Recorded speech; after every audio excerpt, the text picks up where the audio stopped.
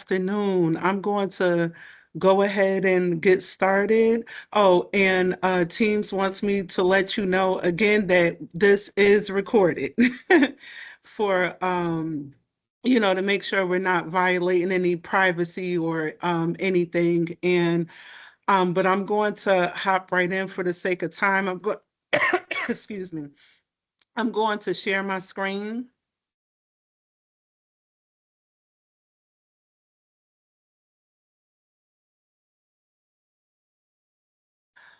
Okay, can everybody see this PowerPoint presentation? Okay, good. Yes. Okay, let me get this started.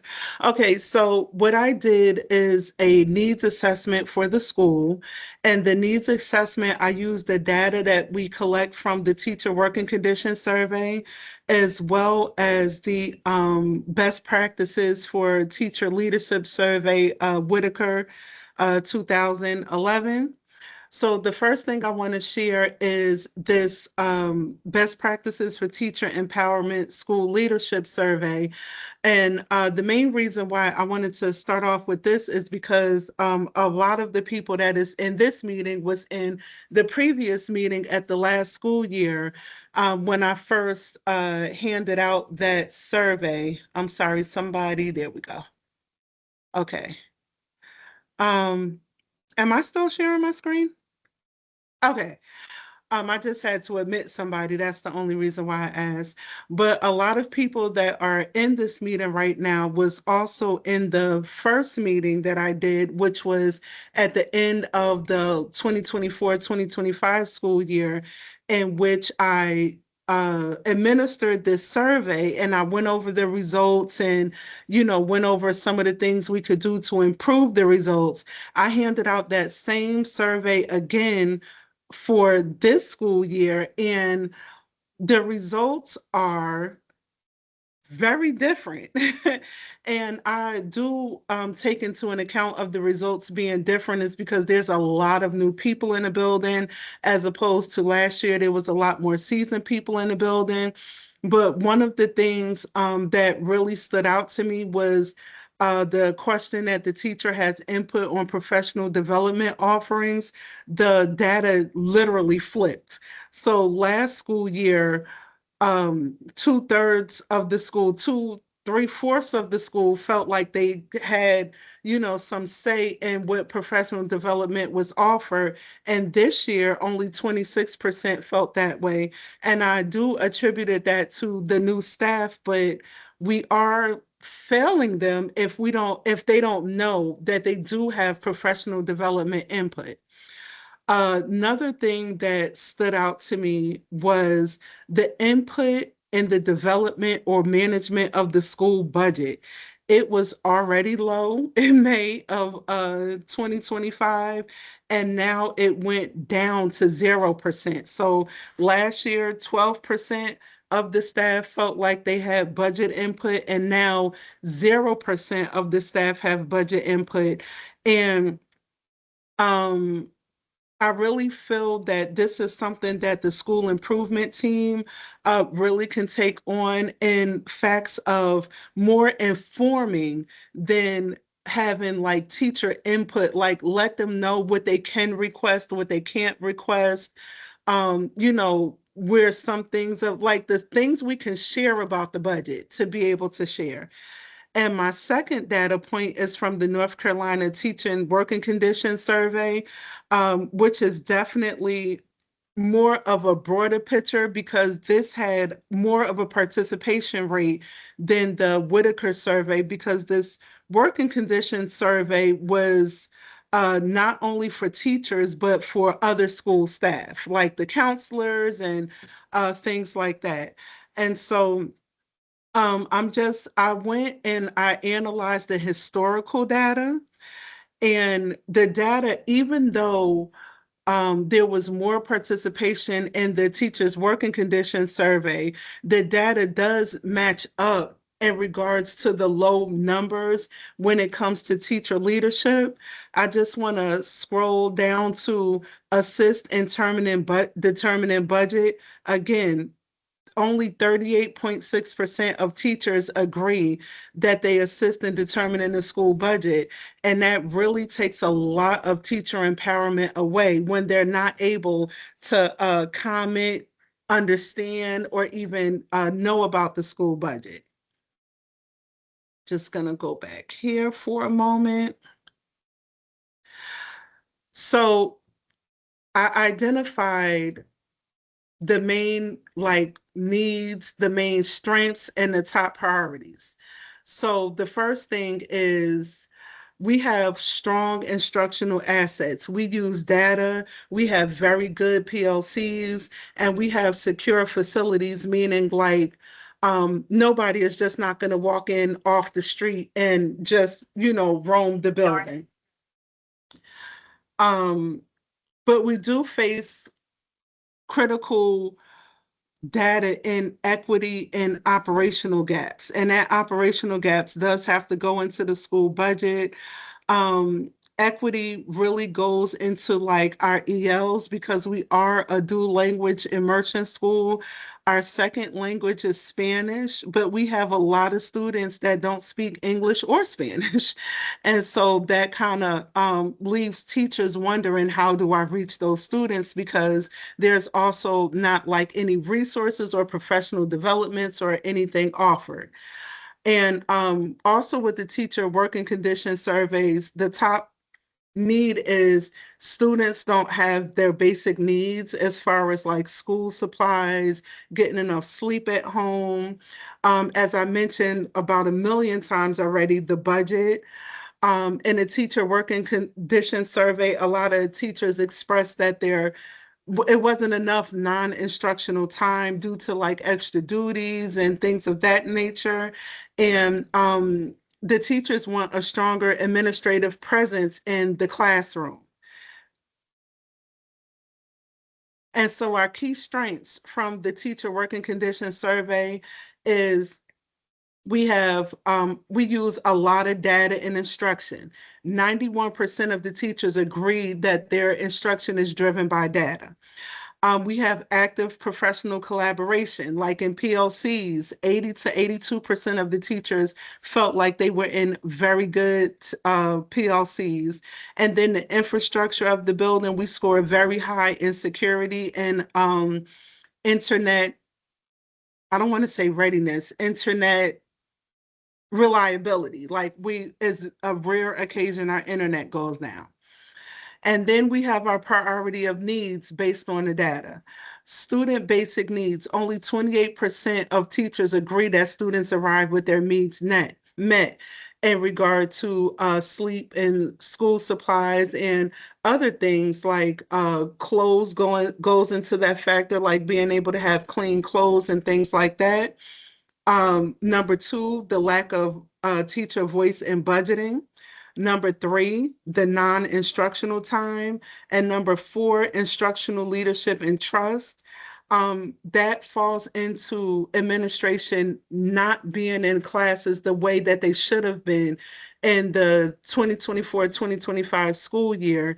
And we all know in this room that our administration team was at half mass most of the time, with the sixth grade administration being a little rocky, out for like family concerns and ultimately like leaving, with our principal at the time getting a promotion. So he was out of the building a lot.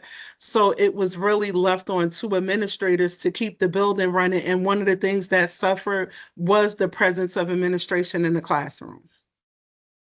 So I got some SMART goals. The first thing we need to do is increase student readiness from 28% to 60%, meaning that at the teacher working conditions survey at the end of this year, that we increase that number to 60%, that we increase participation, teacher participation in budget from 30% to 65%.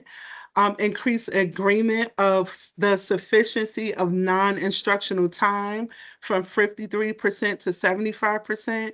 And the reason why that number is so low is because is there ever a time where there's enough time?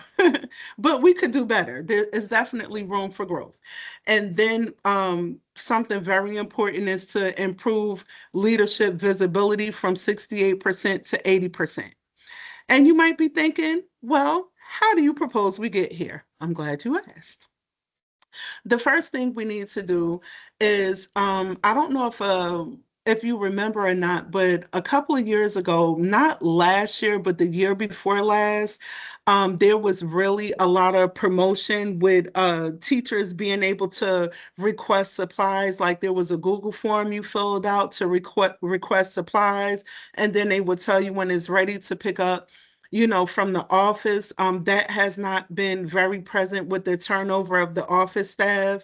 And there are some supplies that can be handed out to students. And I really think that we need to just spread that word.